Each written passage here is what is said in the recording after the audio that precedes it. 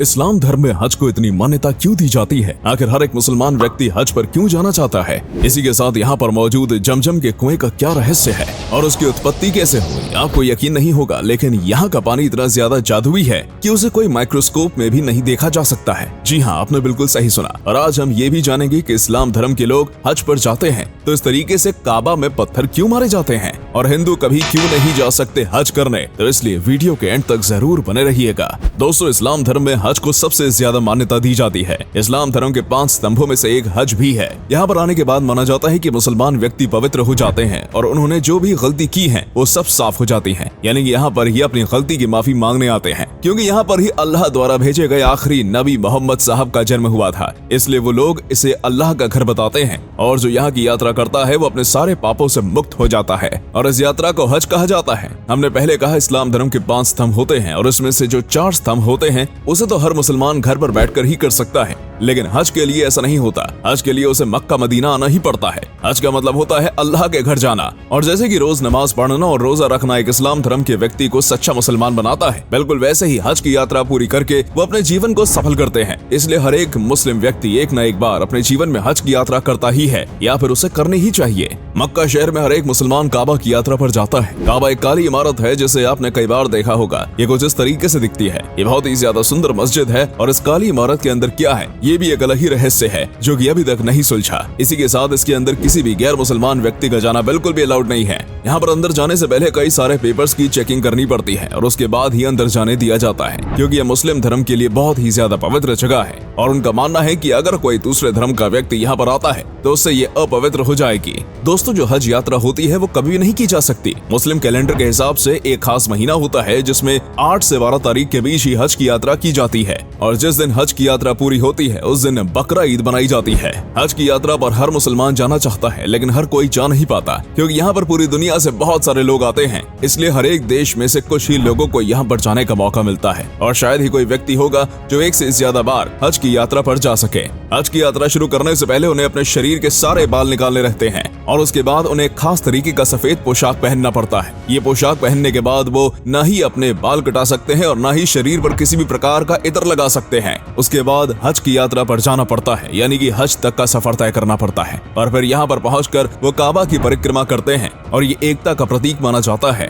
क्योंकि यहाँ पर हर एक मुसलमान एक हो जाता है। और आपको भी पता होगा सुन्नी और शिया 2 प्रकार के मुस्लिम हैं और इन दोनों के बीच कई बार अपने विचारों को लेकर मतभेद होते रहते हैं, लेकिन यहाँ पर आने के बाद ये सब एक हो जाते हैं और नमाज अदा करते हैं। उसके बाद ये यात्रा करीब 5 दिन तक चलती है और हर एक दिन एक नई प्रकार की रस्म अदा की जाती है और मक्का मदीना में बने कई पवित्र स्थलों पर जाया जाता है और उसके बाद इसका अंत काबा में बने 3 पिलर्स पर पत्थर मारकर किया जाता है। जी हाँ, आपने बिल्कुल सही सुना। काबा के अंदर 3 पिलर्स बने हैं जिस पर हर एक मुसलमान अपनी पूरी ताकत से पत्थर मारता है और बहुत ज्यादा बद्दुआ देता है। इसके बिना हज की यात्रा पूरी नहीं हो सकती। यहाँ पत्थर क्यों मारा जाता है इसके पीछे भी पूरी कहानी है। दरअसल मुस्लिम धर्म में ऐसी मान्यता है कि एक बार अल्लाह ने इब्राहिम को अपनी सबसे प्यारी चीज की कुर्बानी देने को कहा था और इब्राहिम की सबसे प्यारी चीज थी उसका बच्चा, जिसका नाम था इस्माइल। और अल्लाह के कहने पर वो अपने बच्चे की कुर्बानी देने के लिए तैयार हो गया और जब वो अपने बच्चे को लेके जा रहा था तब रास्ते में उन्हें एक शैतान मिला था जिसने उनसे कहा था, आप अल्लाह के कहने पर अपने बच्चे की जान क्यों दे रहे हैं? आखिर बूढ़ा होने पर आपकी देखभाल कौन करेगा?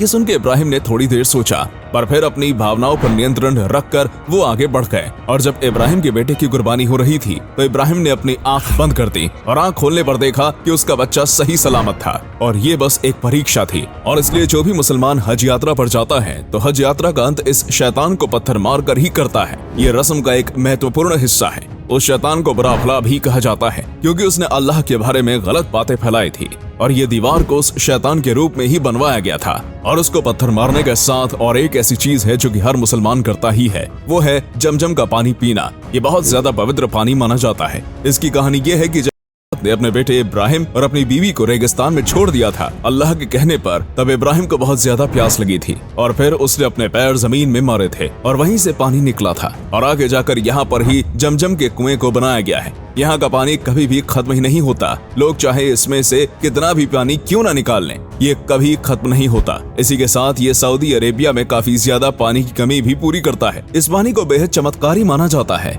इसलिए कुछ वैज्ञानिकों ने इसके ऊपर रिसर्च भी की थी। और एक वैज्ञानिक हैं जो कि पानी पर रिसर्च करने के एक्सपर्ट हैं। ये जापान के हैं और उनका नाम है मासारू इमोटो। और उन्होंने जब पानी की जांच की थी तो उन्होंने कहा था कि इस पानी को माइक्रोस्कोप में नहीं देखा जा सकता। इस पानी को देखने के लिए इसकी एक बूंद 1000 बूंद आम पानी में मिलानी पड़ती है और उसके बाद इसके क्रिस्टल्स दिखते हैं। उनका कहना है कि जिस पानी में इसकी एक बूंद मिलाई जाती है वो पानी काफी बदल जाता है। उनका मानना है इस पानी में बहुत ज्यादा गुण है और ये आम पानी से काफी ज्यादा अलग है। उनका ये भी कहना है कि जब इसके सामने बिस्मिल्लाह कहा जाता है तो पानी में बदलाव होता है। ऐसे पानी का जब क्रिस्टल बनाया जाता है तो सारे क्रिस्टल्स अलग होते हैं, लेकिन इस पानी के क्रिस्टल्स बनाने पर सारे एक ही तरह दिखते हैं। लेकिन वहीं कई लोग इनकी बातों पर विश्वास नहीं करते, क्योंकि उनकी और भी कई थ्योरीज हैं जो काफी कंट्रोवर्शियल रही हैं। पर ये बात पूरी तरीके से सच है कि जमजम का पानी नॉर्मल बिल्कुल भी नहीं है। इसमें कुछ खास बात तो जरूर है जो कि शारीरिक ताकत बढ़ाता है और शरीर को बहुत ज्यादा गुण देता है। अब आप इसे अल्लाह का चमत्कार कहिए या कुदरत की देन, ये आपके ऊपर है।